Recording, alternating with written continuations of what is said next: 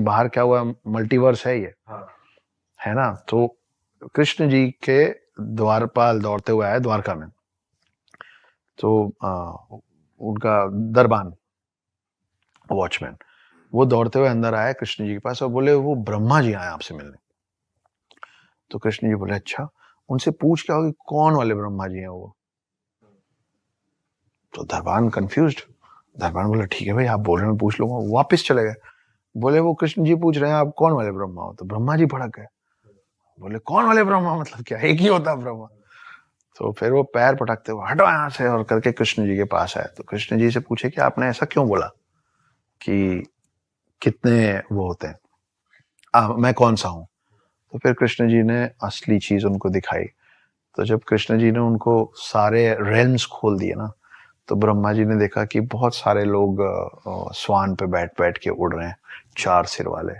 तो बहुत सारे ब्रह्मा थे और सब आके फिर नतमस्तक हुए कृष्ण जी के, क्योंकि कृष्ण तो विष्णु अवतार है। तो ब्रह्मा जी को समझ में आया कि oh shit, I am not the only one, we have more. और ऐसी दूसरी बड़ी इंटरेस्टिंग कहानी रामायण से जुड़ी आती है।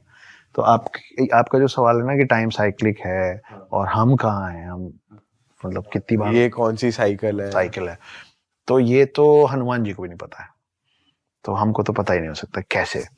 तो क्या है, हनुमान राम के बहुत बड़े भक्त है ना, वो मतलब वो उनके बिना जीना ही नहीं चाहते। लेकिन जब रामायण खत्म होता है तो राम को तो वापस जाना है विष्णु अवतार में, लेकिन हनुमान जो है वो 7 इमॉर्टल 7 चिरंजीवी में से एक है। तो उनको तो युग में यहीं रुकना है इसी पृथ्वी में। अब ये तो नियति है कि राम को जाना ये भी नियति है और हनुमान को रुकना ये भी नियति है। लेकिन हनुमान इतने बलशाली हैं कि उनको समझाए कौन, वो तो राम के लिए राम से भी लड़ने को तैयार हैं, है ना। तो राम क्या करते हैं कि तो ऐसा इस बार भी हुआ कि त्रेता युग में राम को वापस लौटना था। हनुमान बोले हो ही नहीं सकता प्रभु, या आप यहाँ रहेंगे या मैं आपके साथ चलूंगा, मैं आपकी सेवा करूंगा। तो उन्होंने जमीन पे एक छोटा सा क्रैक बनाया जब हनुमान नहीं देख रहे थे, तो राम ने, और उन्होंने अपनी एक अंगूठी उतारी और उसके अंदर गिरा दी। और राम जी ने बोला कि ओह उप्स, हनुमान हनुमान मेरी अंगूठी गिर गई, प्लीज ले आइए। हनुमान सूक्ष्म रूप में उस क्रैक के अंदर घुस गए। अब वो जाते गए जाते गए जाते गए जाते गए वो पाताल लोक में पहुंच गए। पाताल लोक में उनको शेषनाग मिले। तो शेषनाग बोले यहाँ क्या कर रहे हैं आप महाराज। तो बोले वो मेरे राम की अंगूठी गिर गई, ढूंढ रहा हूँ, मिल ही नहीं रही है। तो शेषनाग मुस्कुराने लग गए। तो हनुमान जी ने बोला कि आप क्यों हंस रहे हैं। बोले आप फिर बुद्धू बन गए इसलिए। बोले मतलब। बोले वो देखिए, जब वो पलटे ना तो वहां अंगूठियों का पहाड़ बना हुआ था। तो हर बार त्रेता युग में राम ऐसे ही बुद्धू बना के हनुमान को छोड़ जाते। देखिए जो 7 चिरंजीवी हैं, कईयों को उनका नाम भी नहीं पता, इसलिए मैं बता देता हूँ। हनुमान, परशुराम, अश्वत्थामा, कृपाचार्य, वेद व्यास जिन्होंने महाभारत लिखी है, रावण का भाई विभीषण, और राजा बलि। बाली सुग्रीव वाला बलि नहीं, राजा बलि सतयुग से आता है, उसकी अपनी कहानी, जिसके चक्कर में विष्णु जी ने वामन अवतार लिया था। ये 7 लोग हैं, ठीक है। तो ये सातों चिरंजीवी हैं, इमॉर्टल्स हैं, है ना। ये जब जब आए तब से अभी। और ये सातों कहाँ अभी मतलब पाताल वो अर्थ पे ही हैं। उसके लिए आपको द हिडन हिंदू पढ़नी पड़ेगी। अच्छा। क्योंकि मेरी कहानी का जो वन लाइनर है वो यही है कि एक आदमी 2020 में पकड़ में आया है जो ये कह रहा है कि मैं देवभूमि भारत में सतयुग से हूं, ना मेरी उम्र बढ़ती है ना मैं मरता हूं। ये एक्चुअली आदमी है। पढ़िए, मैं रामायण का हिस्सा भी रहा हूं और महाभारत का भी, मैं राम से भी मिला हूं और कृष्ण से भी। और मैं वो 8वां चिरंजीवी हूं जिसके बारे में दुनिया ने अब तक सुना नहीं है। और मैं ढूंढ रहा हूं 7 चिरंजीवियों को जिनके बारे में हम थोड़ा बहुत जानते हैं।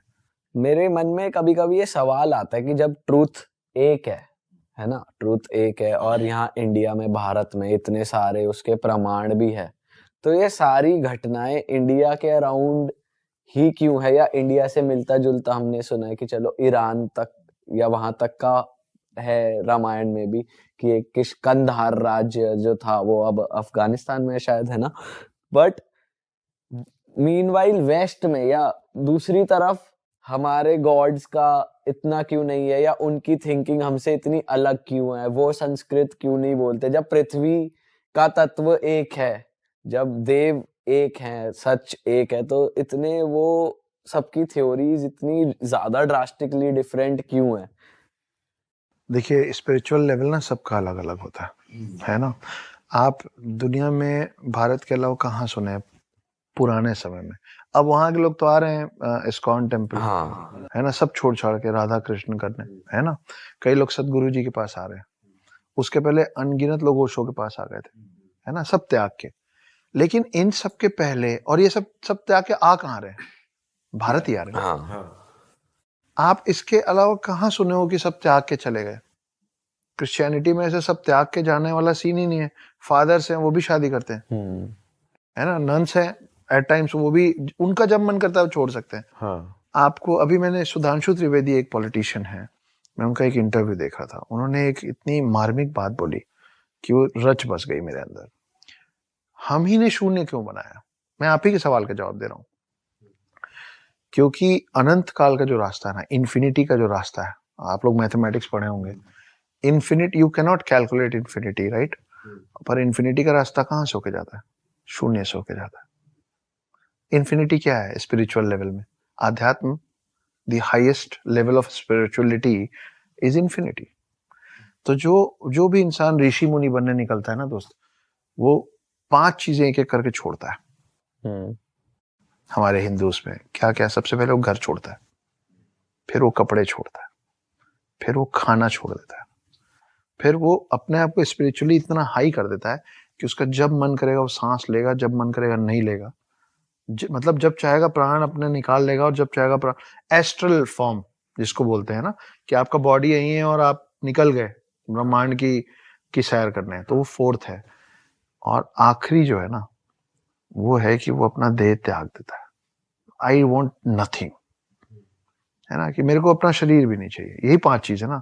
तो जब आप इन्फिनिटी के खोज में जाते हो ना, तो आपको शून्य से होके जाना पड़ता है। और ये सब जो समझ है ना, ये सबसे पहले अध्यात्म की वजह से हमारे पास आई थी, इसकी समझ। और हम, बड़ा आसान है बोलना land of snakes Indians, no, हम एक लौती ऐसी कौम है जिनके ग्रंथों में मैथमेटिक्स है। हमारे स्पिरिचुअल और हमारे गाइडिंग बुक्स में मैथमेटिक्स है, फिजिक्स है, साइंस है। आप बता दीजिए मेरे को दुनिया में कोई और ग्रंथ या कोई और रिलीजन जिसपे, ये तो हमेशा एंटी साइंस रहे हैं सब, हम हमेशा प्रो साइंस रहे हैं। We are the first plastic surgeon of the world. Sushruta नाम का आदमी पहला प्लास्टिक सर्जन है इस दुनिया का। 27 वॉल्यूम में किताबें लिखी, वो पर्शियन लैंग्वेज में कन्वर्ट हुई, अरेबिक कंट्रीज पहुंची, वहां से इंग्लिश लैंग्वेज में कन्वर्ट हुई, यूके और यूएस पहुंची, और वहां से हमारे पास वापस आई प्लास्टिक सर्जरी बन के। और अब हम इस स्थिति में चले गए हैं कि हमको शल्य चिकित्सा बोलना नहीं आता, हमको सिर्फ प्लास्टिक सर्जरी बोलना आता है। और हम पहले प्लास्टिक सर्जन है। आज भी पूरे भारत में आप बड़े हॉस्पिटल्स में जाएंगे ना, तो एक ऐसी मूर्ति बैठी रहती है ऋषि की, है ना, और वो दिखते ब्रह्मा जैसे, सिंगल हेडेड, वो है Dhanvantari. Dhanvantari happens to be the first doctor of the world. और आज भी सारे डॉक्टर्स जो ओथ लेते हैं ना डॉक्टर बनने के बाद, वो धन्वंतरी का ओथ लेते हैं, लोगों की जान बचाने का। धन्वंतरी कौन थे? आप सोचिए कितनी अजीब बात है कि हम लोगों को ये नहीं मालूम है कि हर साल बचपन से हम दिवाली के एक रोज पहले धनतेरस मनाते हैं फॉर गुड हेल्थ। उस दिन हम धन्वंतरी की पूजा करते हैं।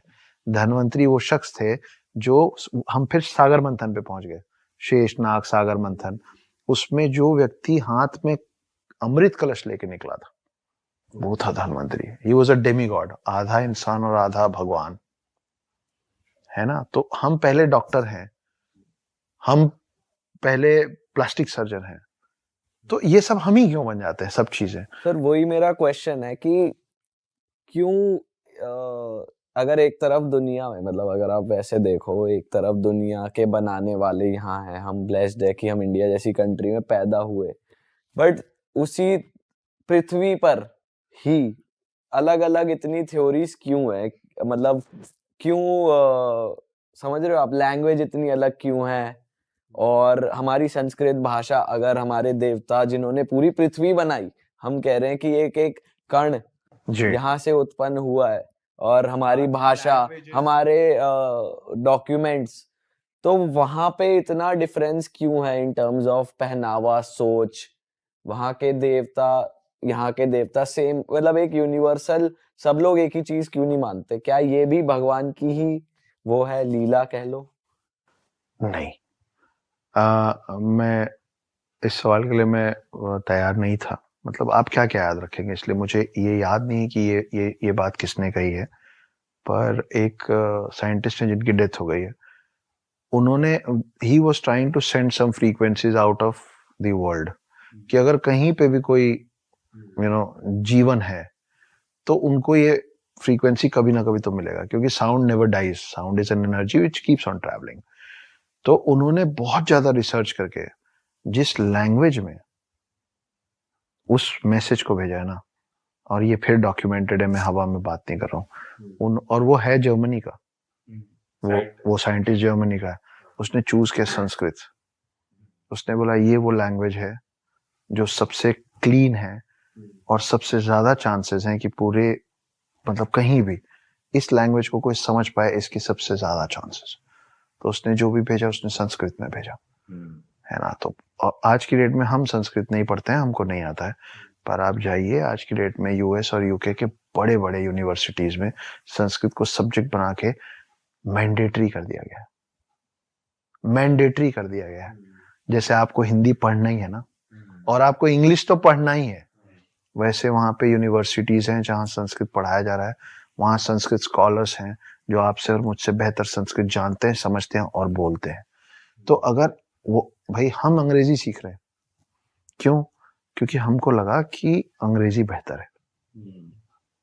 हम हमेशा समय से पीछे चलते हैं, इसीलिए 1000 साल बाद कोई और बोल गया कि ग्रेविटी, लॉ ऑफ ग्रेविटी मैंने बनाया। अगर इतना सही है बाकी लैंग्वेज, तो फिर वो संस्कृत क्यों सीख रहे? फिर तो उनको इंग्लिश में रहना चाहिए ना। और अभी एक रील चल रहा था बड़ा मस्त, मैंने भी देखा कि English is a funny language, I dance, he dance, नहीं I dance, you dance, he dances, how much more is it dancing, है ना। तो ये मजाक है, लेकिन हमारे हिंदी में ऐसी गलतियां नहीं है। आप, मैं, तू, तुम, कैसे हैं, कैसी हैं, सब अलग अलग। सही बात है। अच्छा सर, एक बहुत ही इंटरेस्टिंग टॉपिक है यूथ के लिए, भूत प्रेत आत्मा। इसके बारे में साथ ही साथ एक इसके बारे में आपकी नॉलेज तो हम जानेंगे, साथ ही साथ हमें ये भी जानना है कि हनुमान जी शिव जी के ही अवतार है, और शिव जी को भूत प्रेत भी पूजते हैं, वो प्रिय हैं, पर हनुमान जी से भूत प्रेत डरते हैं। हाँ, जब भी भूतों की बात आती है तो हनुमान जी ही आगे आते हैं कि उनके अगेंस्ट वो ही वर्क करेंगे, कोई तो और। हम लोगों के बचपन से हमको बोला गया जब डर लगे तो हनुमान चालीसा तकिए के नीचे रख लो। तो ऐसा क्यों है, मतलब ये क्या कनेक्शन है? तो दो पार्ट में क्वेश्चन है, तो मैं चाहूंगा कि एक तो हिंदू कल्चर और इनके अकॉर्डिंग भूत प्रेतों का क्या सुना है आपने, कुछ इंटरेस्टिंग स्टोरी आपके पास अगर हो या एक्सपीरियंस हो वो, और फिर ये। तो पहले मैं अपना एक्सपीरियंस बता देता हूँ। हाँ, अभी जहाँ मैं मुंबई के घर में रहता हूँ, मेरा घर 34th फ्लोर पे है, बोथ साइड सी व्यू, शांत, बहुत खूबसूरत सा घर। तो मैं एक दिन सोया हुआ था, रात में 3 बजे के लगभग मेरी नींद खुली। तो मैं मेरे कमरे में घड़ा रखता हूँ, घड़े में पानी पीता हूँ। तो घड़ा खाली था, रात को वरना भूल गए, ठीक है खाली था।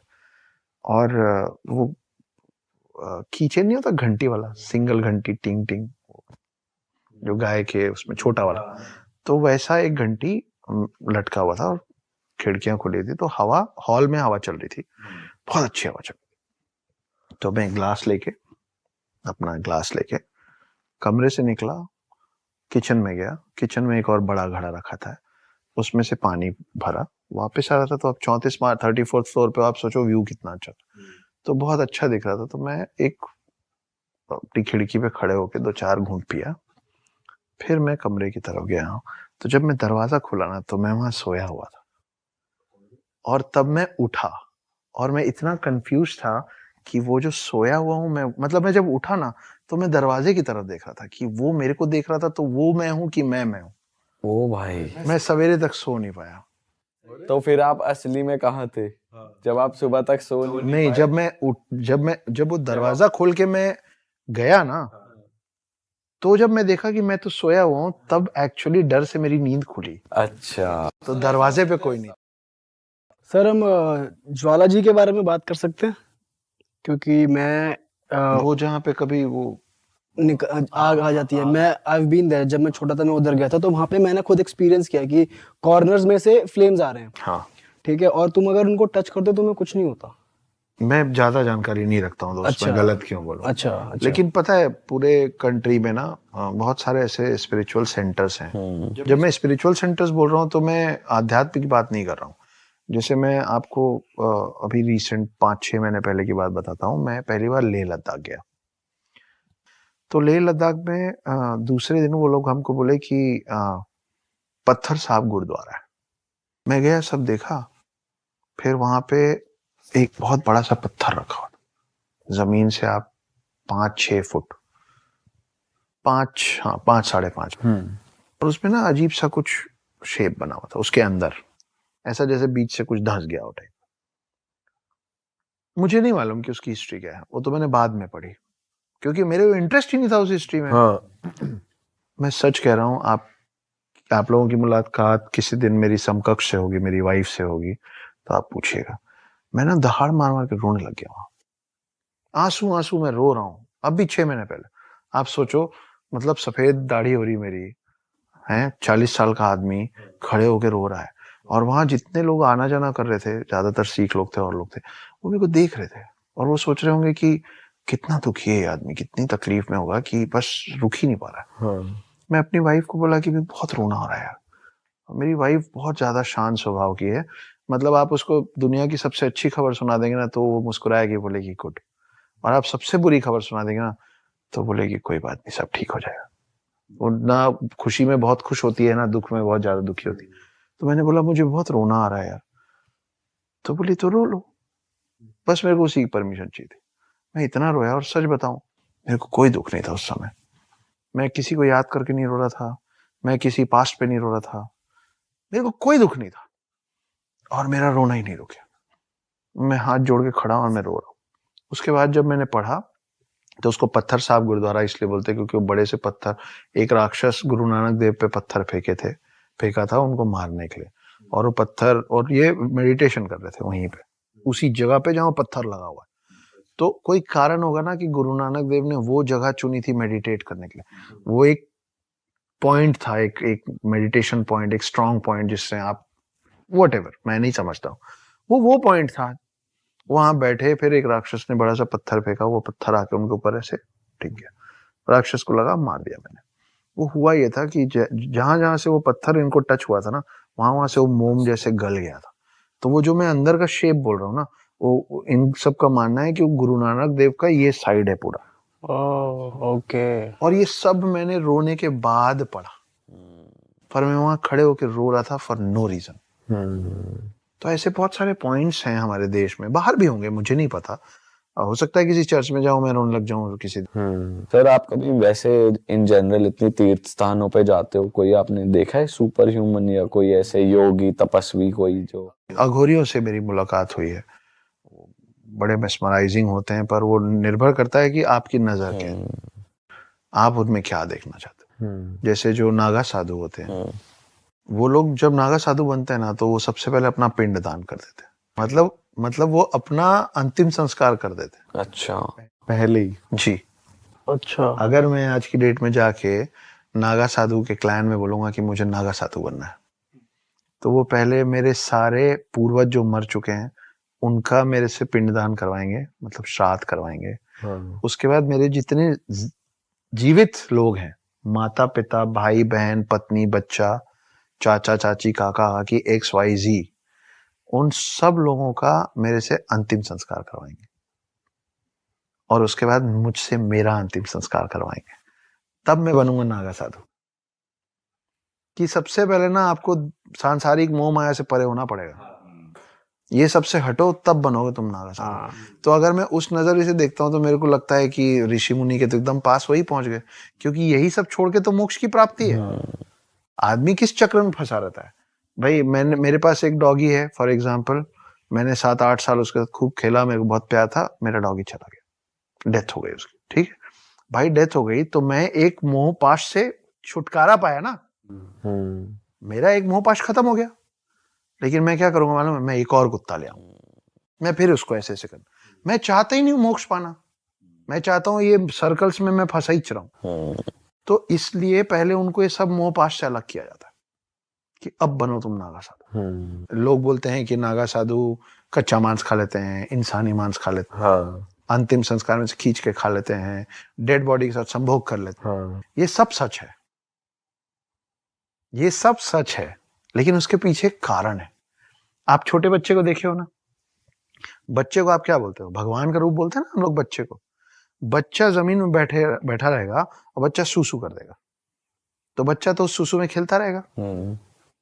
आप बड़े हो गए हो, आप उस बच्चे को बोलोगे कि छीछी बेटा छीछी, तब वो सीखेगा कि नहीं नहीं ये छीछी, तो ये अच्छा है और ये बुरा है, वो पता ये ही जब तक बच्चे को नहीं पता होता ना, तभी तक बच्चा भगवान का रूप होता है।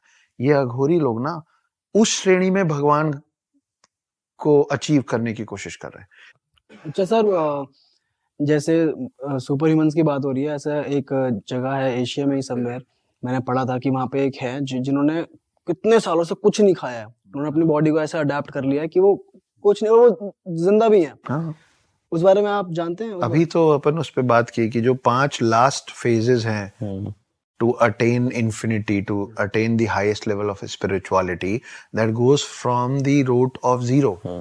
तो हम अध्यात्म और अनंत काल को ढूंढ रहे थे, इसलिए हम शून्य बना पाए, शून्य ढूंढ पाए। तो वो जो 5 चीजें एक एक करके छोड़ते हैं ना, उसमें ये सेकेंड लास्ट चीज है, खाना। कि जब आप खाना पानी छोड़ देते हो और आप जिंदा रहते हो। साइंस इस बारे में क्या कहती है? साइंस के पास नहीं है आंसर, वो कर चुके हैं, वो जिसकी आप बात कर रहे हैं। हाँ। मैंने भी देखा पढ़ा है, वो उसको कितने 2-3 महीने उसको फुल टाइम ऑब्जर्वेशन में रखे थे, हाँ। कैमरास लगा के, कि देखें कब तक नहीं खाया। तो ऐसी बहुत सारी चीजें